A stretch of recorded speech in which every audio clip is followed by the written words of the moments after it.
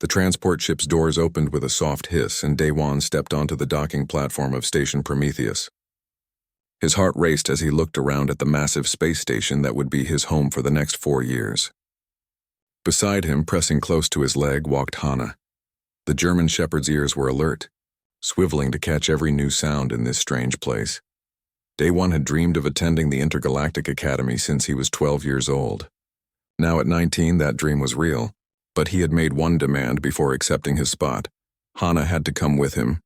She was not just a pet.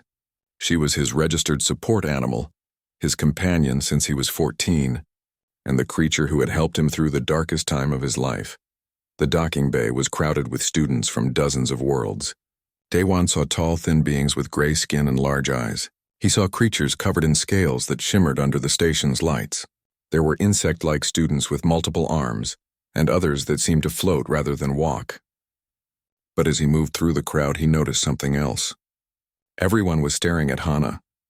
A reptilian student with green scales and golden eyes stopped in his path. The creature was at least 7 feet tall, and when he spoke, his voice was deep and mocking. "What is that thing?" he asked, pointing at Hana. Daewon felt his jaw tighten. "This is Hana. She's a dog." The reptilian student laughed. It was a harsh, rasping sound. "A dog? You brought a predator animal to an academy? How primitive." He leaned down, studying Hana like she was something he might find in a zoo. "Does it know any tricks? Can it even understand commands?" "She understands plenty," Daewon said quietly. His hand rested on Hana's head, and he felt her lean into his touch. She always knew when he was upset. Other students were gathering now, creating a small circle around them. An insect-like being with compound eyes and 4 arms clicked forward. "I have read about Earth animals," the creature said in a buzzing voice. "They are organic companions, yes? How inefficient. Most civilized species use AI companions. They do not shed fur or require feeding or make messes." Daewon wanted to argue, but he forced himself to stay calm. "Hana is more than efficient. She's loyal, intelligent, and she saved my life more than once." The reptilian student laughed again. "Saved your life? This drooling beast?" He looked at the gathered crowd. Humans truly are a backward species if they still depend on animals for survival. Daewon felt heat rising in his face, but before he could respond, a voice cut through the crowd. "Move along, students. Orientation begins in 30 minutes. The crowd dispersed, but Daewon could hear them whispering and laughing. The reptilian student gave Hana one last contemptuous look before walking away. Daewon knelt down beside Hana and scratched behind her ears. "Don't listen to them, girl," he whispered. "They don't understand." Hana licked his face, and despite everything, Daewon smiled. The registration process was long and complicated. Daewon had to fill out forms, submit to medical scans, and receive his student identification chip.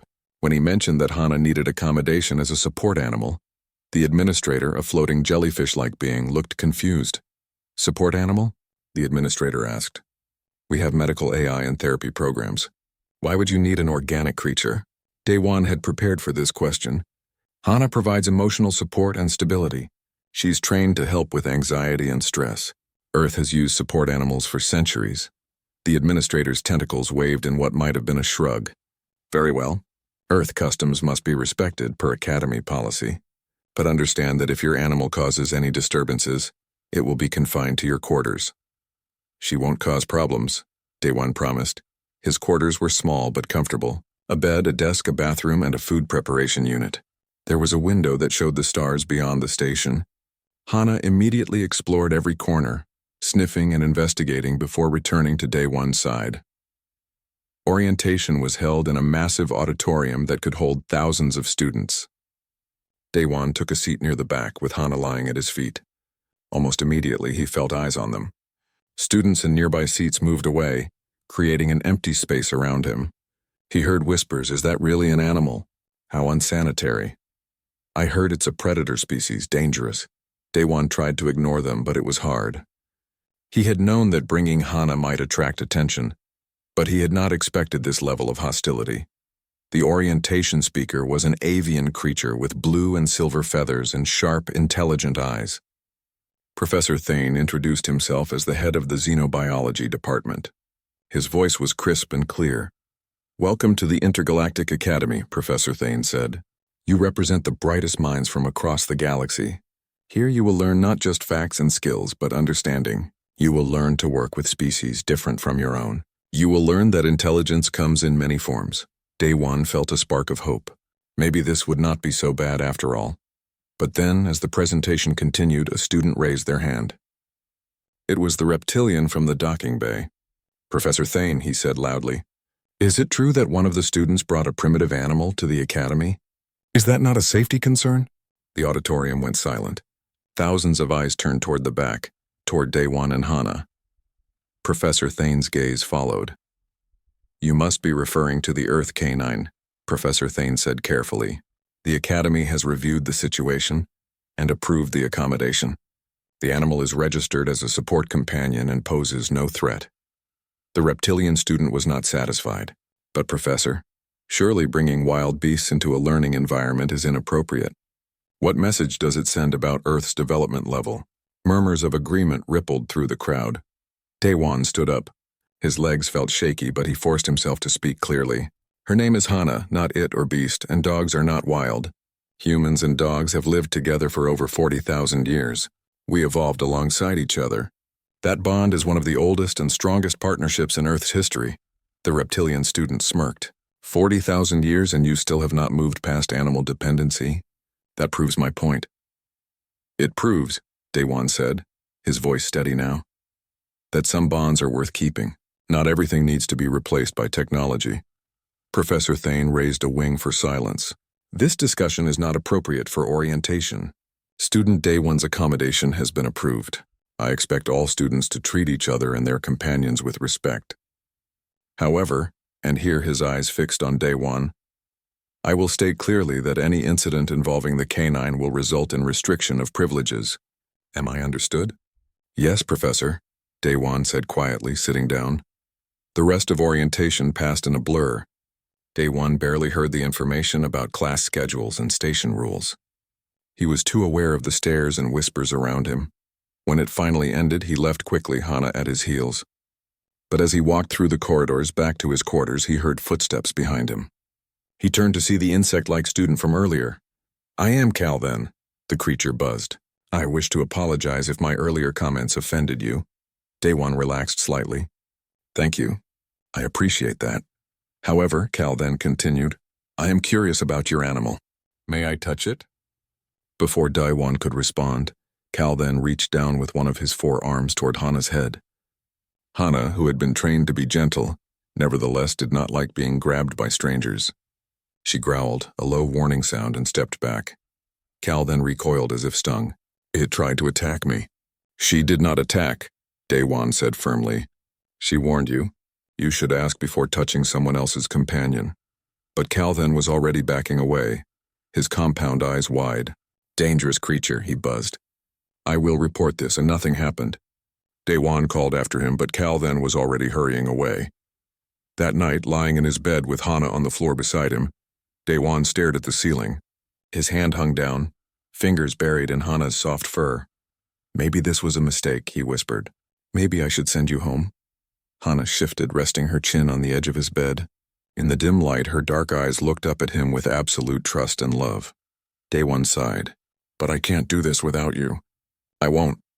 He closed his eyes, trying to sleep, but his mind raced with worry. Tomorrow classes would begin. Tomorrow he would have to face those mocking faces again. Tomorrow would be harder than today, but Hana was here. And that meant he could face anything. 2 weeks passed, and things did not get better. They got worse. Daewon sat in his xenobiology class, trying to focus on Professor Thane's lecture. Hana lay quietly under his desk, as she always did. She never caused problems. She never barked or disturbed anyone. But that did not matter to the other students. Professor Thane was discussing evolutionary partnerships across the galaxy. His voice echoed through the lecture hall as he displayed images on the large screen behind him. "Today we examine primitive symbiotic relationships," Professor Thane said. "These are partnerships that developed before technological advancement. While most species have moved beyond such dependencies, some civilizations still maintain them." The screen changed to show an image of a human and a dog. Daewon felt his stomach drop. "Earth's human-dog bond is perhaps the most well-known example," Professor Thane continued. For tens of thousands of years, humans relied on these creatures for hunting, protection, and companionship. While charming in a historical sense, such relationships demonstrate a form of evolutionary dependency that most advanced species have overcome. Daewon raised his hand. Professor, with respect, it's not dependency. It's partnership. Professor Thane's feathered head tilted. Is there a difference, Student Daewon? Yes, Daewon said. Dependency means you cannot survive without something. Partnership means you choose to work together because you're stronger that way. Humans don't need dogs to survive anymore, but we keep them because the bond enriches both species. A student near the front laughed. It was Vex, the reptilian who had mocked Hana on the first day.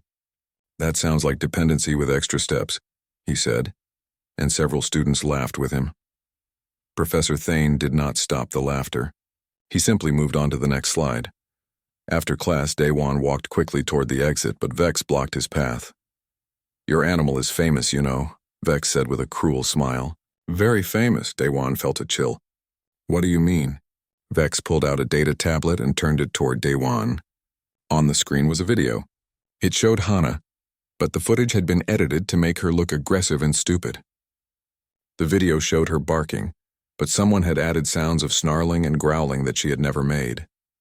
It showed her walking, but the footage was slowed down to make her look clumsy. Text overlaid the images.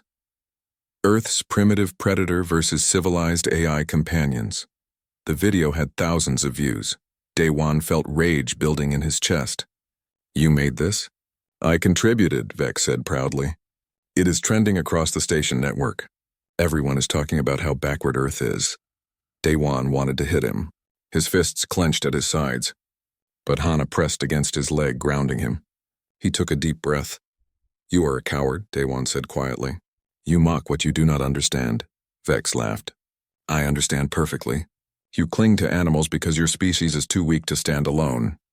Daewon walked past him without another word. But inside he was shaking. The video was just the beginning. Over the next few days, Vex started something he called animal intelligence. Challenges he and his friends would gather in common areas with their AI companions and challenge Hana to compete against them. The tests were impossible for a dog. They involved solving digital puzzles, answering mathematical questions, and interfacing with computer systems. Hana, of course, failed every test. She was a dog. She could not use a computer interface or solve equations, but every failure was recorded and posted online. Every video came with mocking commentary. Look at the Earth Beast. It cannot even complete basic logic puzzles. This is what humans consider intelligent companionship. Perhaps next we should test if it can count to 10. Students gathered to watch these challenges like they were entertainment. They laughed and pointed. Some even threw food toward Hana while shouting, "Fetch, beast." Daewon tried to avoid these situations, but they seemed to happen everywhere. The cafeteria, the recreation areas, even in the corridors between classes. One afternoon, a female human student approached him. She was older, perhaps in her third year at the academy. Her name was Ji Young, and she had kind eyes. You are the one with the dog, she said. Daewon nodded, immediately defensive. Yes, is that a problem? No, Ji Young said gently. I wanted to tell you something. I had a cat. Back on Earth, I left him with my parents before coming here. Why? Daewon asked. Ji Young looked sad. Because of this. The mockery. The constant questions and judgment.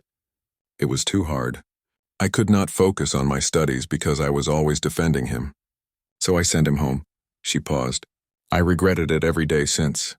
But I wanted to warn you. It does not get easier. If anything, it gets harder. Daewon felt his heart sink.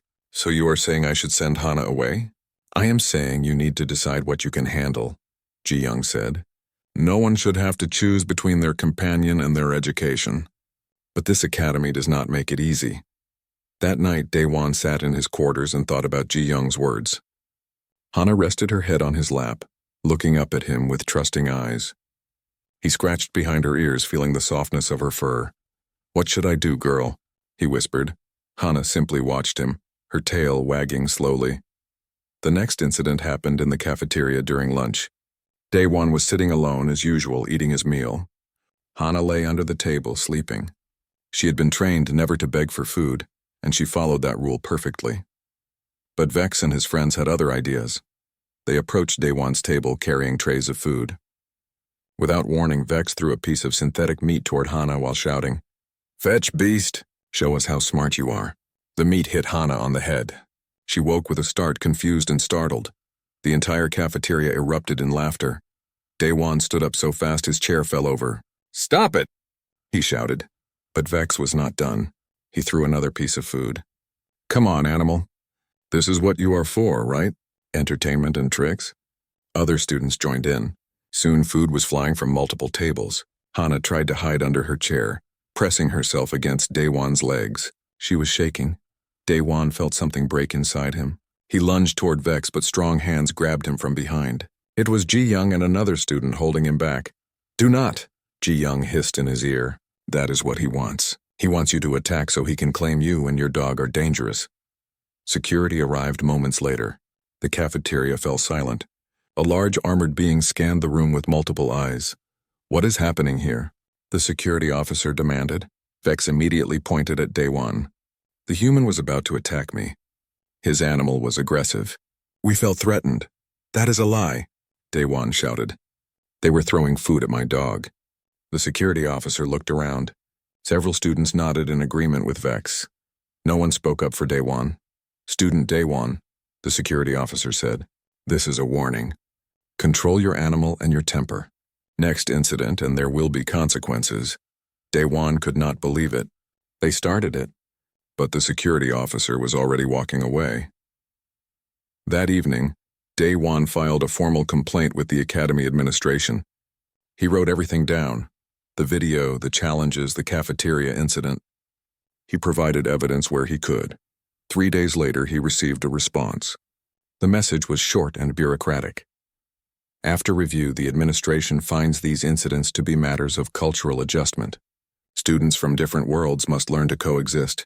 However, we recommend considering alternative housing for your animal in our pet containment facility, where it may be more comfortable.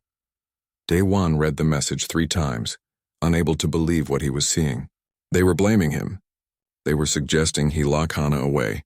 He crumpled the datapad in his hand. That night was the worst. Daewon sat on his bed, and for the first time since arriving at the academy, he cried. Not loud, dramatic sobs, but quiet tears that he could not stop. Hana sensed his pain immediately. She jumped onto the bed, something she rarely did without permission, and pressed her body against his. She licked his face, tasting the salt of his tears. "I cannot do this anymore," Daewon whispered. "Maybe I should send you home. Maybe everyone is right. Maybe you would be happier on Earth." Hana whined softly and burrowed her head under his arm. Daewon wrapped his arms around her, holding tight. "But how can I be here without you? You are the only thing keeping me sane." They stayed like that for a long time, human and dog, finding comfort in each other's presence. Outside his window, the stars glittered cold and distant. Somewhere out there was Earth, was home, was a place where Hana was not mocked or judged. But as Daewon held his dog, feeling her steady heartbeat against his chest, he made a decision. "We stay together," he said firmly. "I do not care what they say. I do not care what they do. You are my family, Hana, and family does not abandon each other." Hana's tail thumped against the bed. Daewon wiped his eyes and sat up straighter. "Let them mock us. Let them make their stupid videos. We will show them what real loyalty looks like. We will show them what real partnership means." He did not know it then, but soon he would get his chance. Very soon. The announcement came during Professor Thane's class 3 weeks into the semester.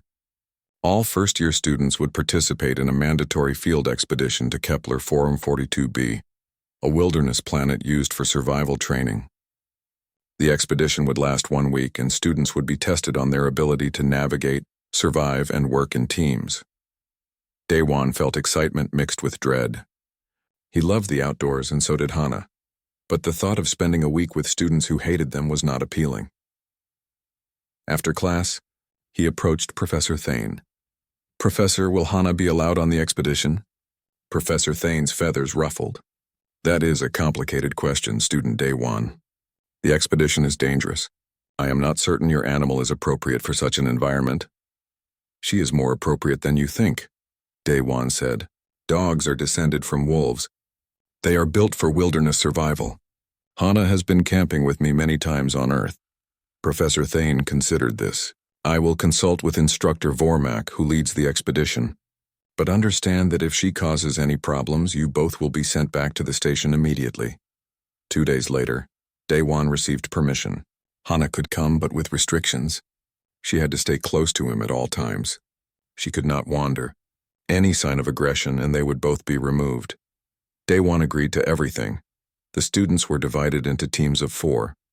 Daewon learned his team members with mixed feelings. There was Taemin, another human student who had always been polite if distant. There was Nira, an amphibian being with smooth blue skin and large eyes.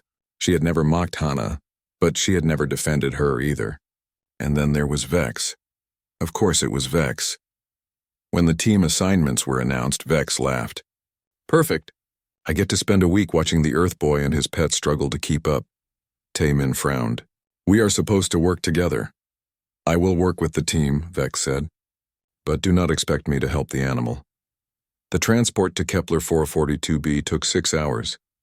The planet was beautiful from orbit, covered in green and blue with white clouds swirling across its surface. Instructor Vormak, a massive reptilian covered in dark red scales, briefed them on the shuttle. Kepler 442b is a Class M planet with Earth-like conditions, Vormak said in a deep, rumbling voice. The atmosphere is breathable for most species. The wildlife is generally non-aggressive. However, you must remain alert. Nature does not care about your safety. When they landed, Daewon felt Hana's excitement immediately. She pulled at her leash, wanting to explore. The air smelled different here, rich with plant life and moisture. It reminded Daewon of the forests back on Earth. Each team received basic supplies, water purification tablets, emergency rations, a medical kit, and a communication device. They also received a navigation AI to help them reach designated checkpoints. Instructor Vormak gathered all the teams. Your goal is to reach 3 checkpoints over the next 5 days. Along the way, you will be tested on survival skills, teamwork, and problem solving. Remember, this is not a competition against other teams.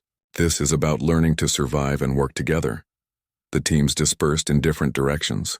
Daewon's team headed east toward a dense forest. Vex immediately took charge, pulling out his navigation AI. We follow the optimal route, Vex announced.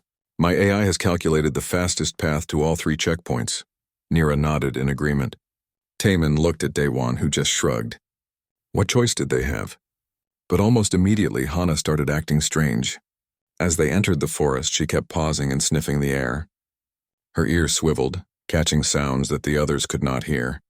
Several times, she pulled toward a different direction than where Vex was leading them. Control your animal, Vex snapped. We are not following her nose.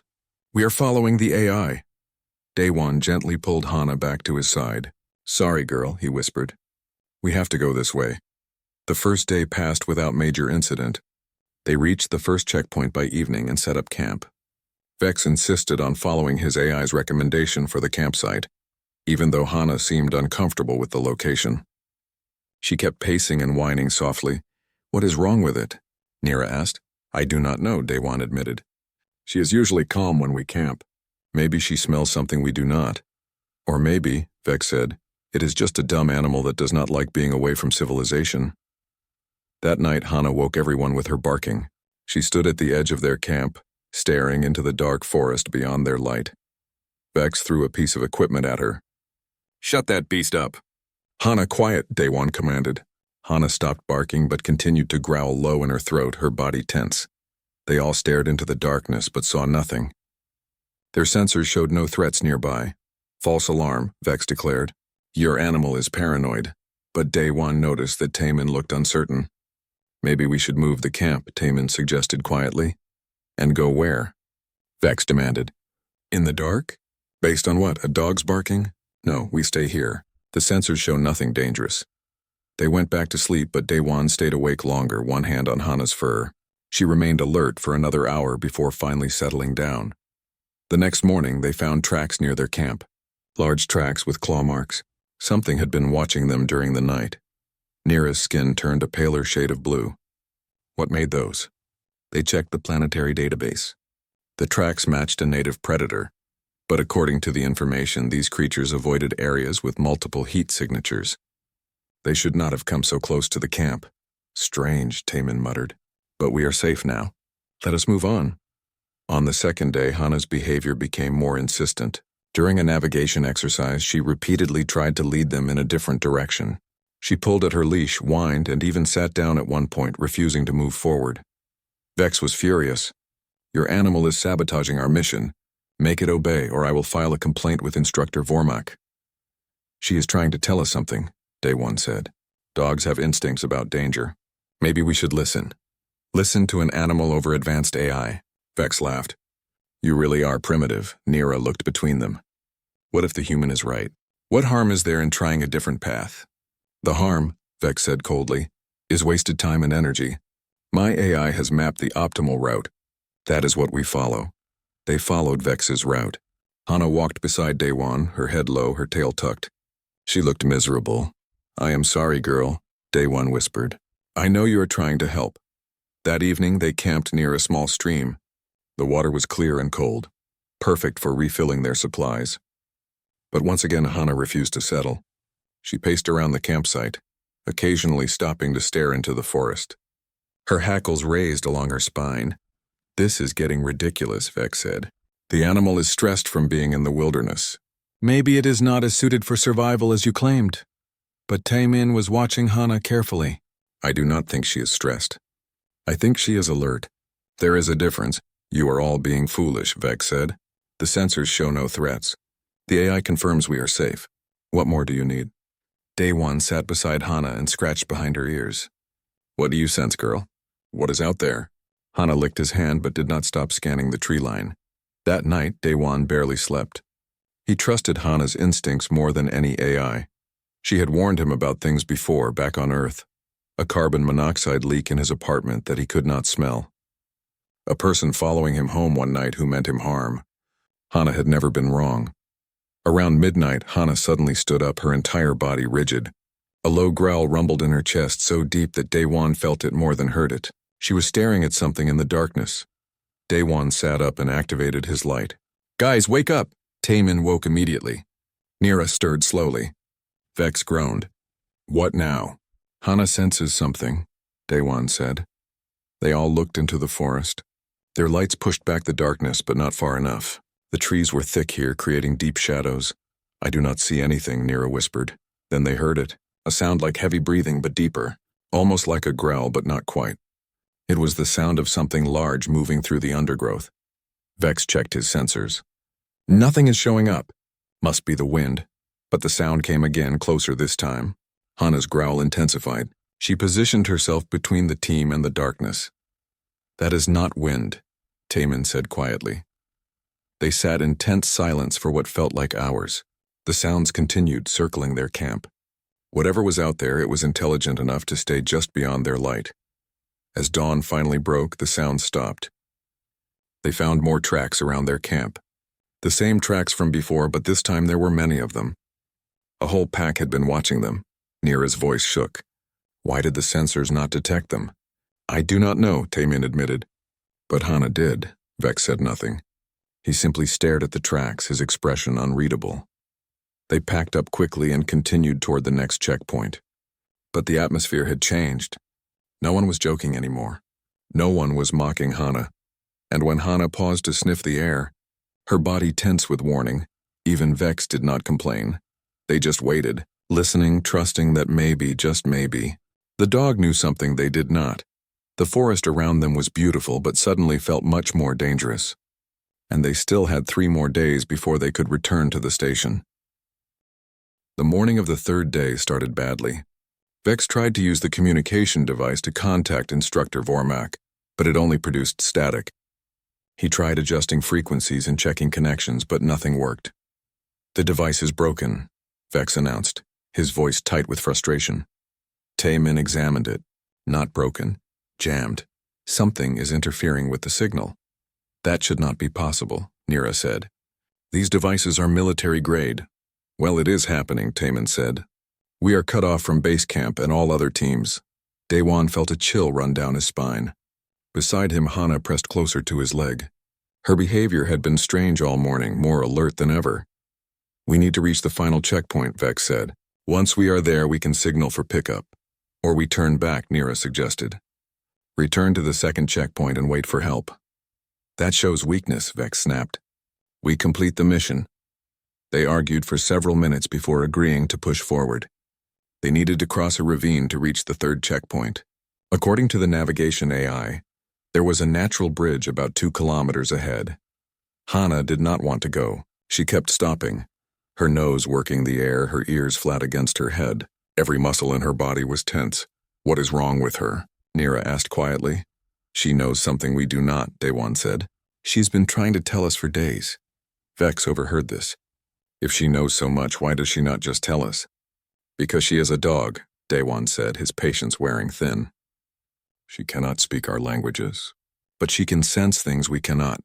Predators, danger. She has better hearing, better smell, better instincts for survival than any of us." "Then what is she sensing?" Taemin asked. Daewon knelt beside Hana and looked into her eyes. "I do not know, but it is big, and it is dangerous, and she is scared." He had never seen Hana scared before. They continued carefully, moving through the dense forest. The ravine appeared ahead, a deep cut in the landscape with rocky walls dropping at least 30 meters down. The natural bridge was exactly where the AI said it would be, a stone formation stretching across the gap. "There," Vex said. "We cross and we are almost at the checkpoint." But Hana refused to move. She sat down, her body shaking, a high-pitched whine escaping her throat. "We do not have time for this," Vex said. He started across the bridge. That was when they heard it.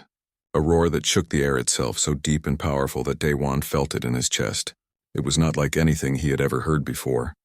From the forest emerged a creature out of nightmares. It was massive, easily 3 meters tall at the shoulder. Its body was covered in dark, armored plates that looked like they could stop bullets. It moved on 6 legs, each ending in claws the size of daggers. Its head was long and narrow, filled with teeth, and its eyes glowed with a pale yellow light. The planetary database called it a reaver. "Those are supposed to be in the northern territories," Taemin whispered, his voice barely audible. "Migration season. They should not be here, but it was here, and it was looking at them." Vex's AI companion, a small floating orb that usually glowed blue, suddenly flashed red and dropped to the ground. Its terror response protocol activated. Nira froze completely, her skin turning almost white. Taemin slowly reached for the sonic deterrent device in his pack. The Reaver's eyes fixed on Vex, who was standing exposed on the bridge. Everything happened at once. The Reaver charged. Its 6 legs propelled it forward with terrifying speed. Vex stumbled backward, but he was not fast enough. Hana moved. She launched herself forward, barking furiously, placing her body directly between Vex and the charging Reaver. The size difference was absurd.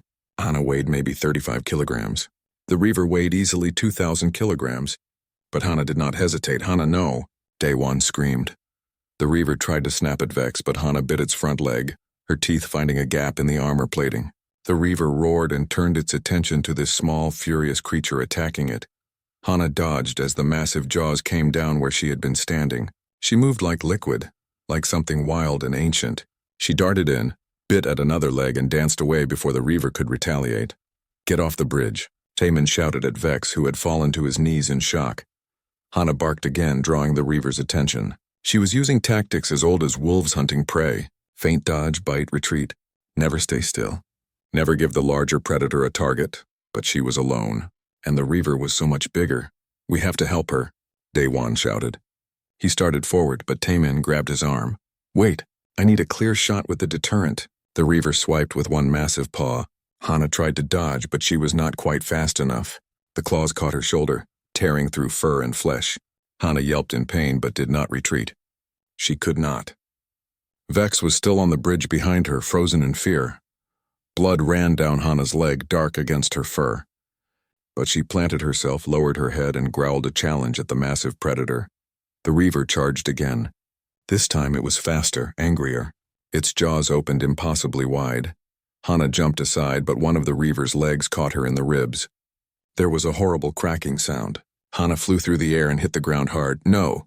Daewon's scream tore from his throat, but Hana was still moving. She struggled to her feet, One leg held awkwardly, her breathing labored. And still she positioned herself between the Reaver and Vex. "I have the shot," Taman yelled. He activated the sonic deterrent device. A high-pitched sound, inaudible to most species but painful to predators, blasted from the device. The Reaver flinched and shook its massive head, but it did not retreat. It turned toward Taman instead, this new threat. Daewon ran forward and grabbed Hana. "Come on, girl. Come on."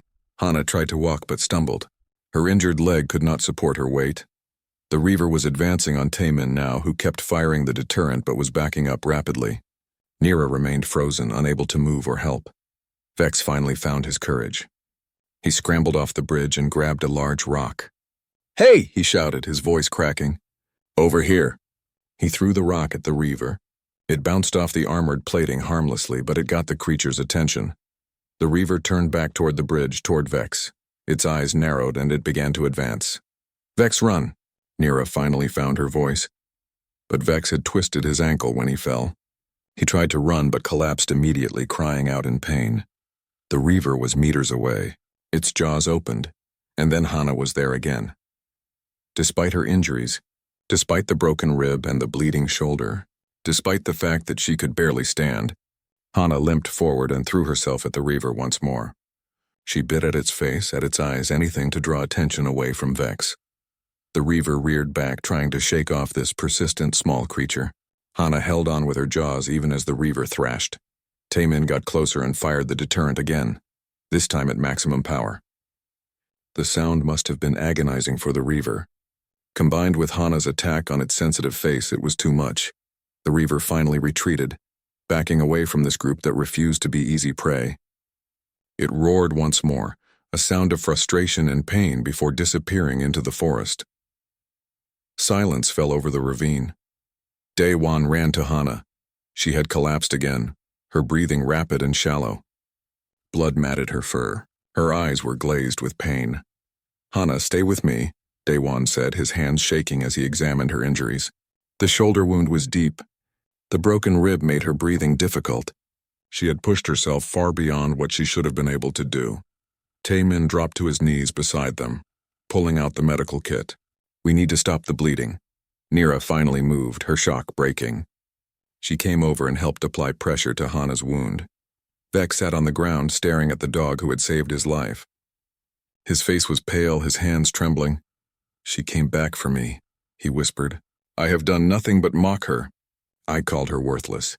I threw food at her, and she came back. She saved me." Daewon was not listening. All his attention was on Hana. "Good girl," he kept repeating. "Brave girl. Stay with me. Please stay with me." Hana's tail moved slightly, a weak thump against the ground. Her eyes found Daewon's face, and despite the pain, despite everything, her tail wagged. "We need to get her help," Taman said. "The communication is still down, but if we can reach the checkpoint, we can activate an emergency beacon. Can you carry her?" Nira asked Daewon. Daewon nodded, tears streaming down his face. "I can carry her anywhere." He lifted Hana as gently as possible. She whimpered but did not struggle. She trusted him completely. Vex struggled to his feet, leaning on Nira. "I will move faster," he said. "We get her help, whatever it takes." They moved as quickly as they could, crossing the bridge and pushing toward the checkpoint. Every few minutes, Daewon checked Hana's breathing, terrified it would stop. "Hold on, girl," he whispered. "Hold on." Night was falling when they finally reached the checkpoint. Taman immediately activated the emergency beacon. Within minutes, they received a response. A rescue shuttle was on its way. They huddled together, exhausted and traumatized. Vex sat apart, still staring at Hana. "I do not understand," he said quietly. "Why did she protect me? After everything I did to her, why did she come back?" Daewon looked at him, his hand never leaving Hana's fur. "Because that is what dogs do." The medical bay of Station Prometheus was quiet except for the soft beeping of monitoring equipment. Daewon sat beside a special medical pod, his hand resting against the transparent surface. Inside, Hana slept, her injuries being treated by advanced medical technology. Dr. Hayes, a human veterinarian who worked at the station, stood beside him reviewing the data. She was older, with gray streaks in her hair and kind eyes that had seen many wounded animals. "She is stable," Dr. Hayes said softly. "The shoulder wound is healing well." We repaired the broken rib. She was very lucky. She was very brave, Day-One corrected. Dr. Hayes smiled. That too. You know, I have had several alien doctors come by to observe her treatment. They are fascinated by her physiology. One of them, a surgeon from the Andros system, could not understand how she kept fighting with a broken rib. He kept saying it should have been impossible. Dogs do not think about what is possible, Day-One said. They just do what needs to be done. A sound at the door made them turn. It was Vex. The reptilian stood in the doorway looking uncertain. His ankle was wrapped in a medical brace. May I come in? He asked quietly. Day-One wanted to say no. He wanted to tell Vex to leave, to get away from Hana. But he remembered what Hana had done, how she had protected even her tormentor. Come in, Day-One said. Vex approached slowly, his eyes fixed on the medical pod. How is she? She will recover, Dr. Hayes said, thanks to quick treatment and her own strong will to survive. Vex stood there for a long moment, just staring at Hana's sleeping form. I wanted to say something, he began, then stopped. He seemed to struggle with the words. I wanted to say that I was wrong. About everything.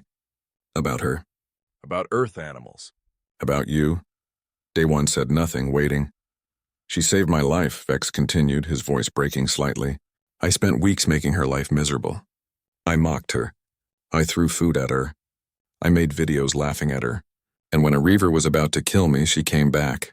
She put herself between me and death even though I had given her every reason to hate me. Dogs do not hate, Day-One said. That is something you will need to understand. How? Vex asked. How can she not hate me?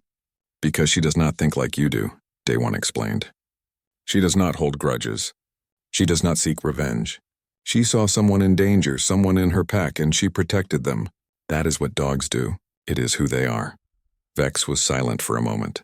Then he pulled something from his pocket. It was a small metal object, carefully crafted.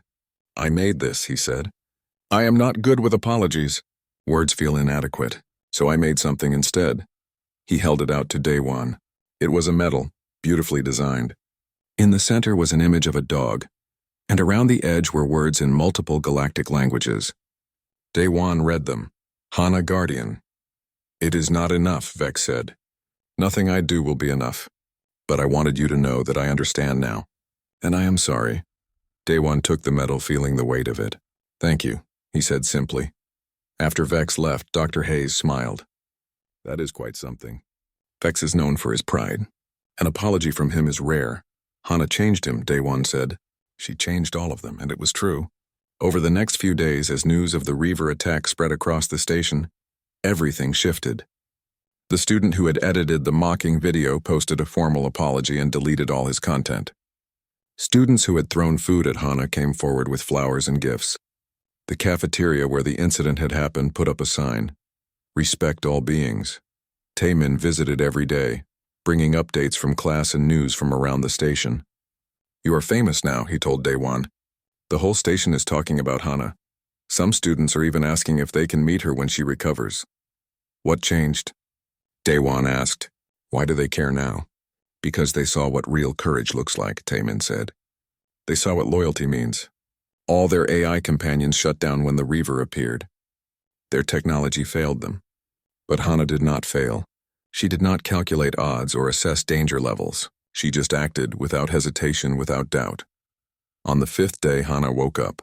Her tail began wagging the moment she saw Day-One, even though she was still weak. Dr. Hayes opened the medical pod, and Hana immediately tried to stand. Easy, girl, Day-One said, kneeling beside her. You need to rest. But Hana just wanted to lick his face and press against him. She did not care about her injuries. She cared that her human was safe and that they were together. Dr. Hayes laughed. She has a strong spirit. Another week of rest and she will be running again.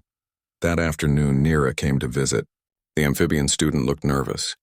I wanted to apologize, she said. I never mocked Hana like Vex did, but I never defended her either. I stayed silent when I should have spoken up. That makes me guilty too. What matters is what you do now, Day-One said. Nira nodded. I started a student group. We are calling it Friends of Earth Animals. We want to learn about the animals of Earth, understand them better. We have 47 members already. Would you be willing to speak to us about dogs? About Hana? Daewon looked at Hana, who was wagging her tail. We would be honored. A week later, Chancellor Rickstow called a station-wide assembly. The massive auditorium was packed with students from every species. Daewon stood on the stage with Hana beside him, her shoulder still bandaged but healing well. Chancellor Rickstow was a tall being made of what looked like living crystal, and when she spoke, her voice resonated through the chamber. We have gathered to address a serious matter. Recent events have shown us that our academy culture has failed in important ways.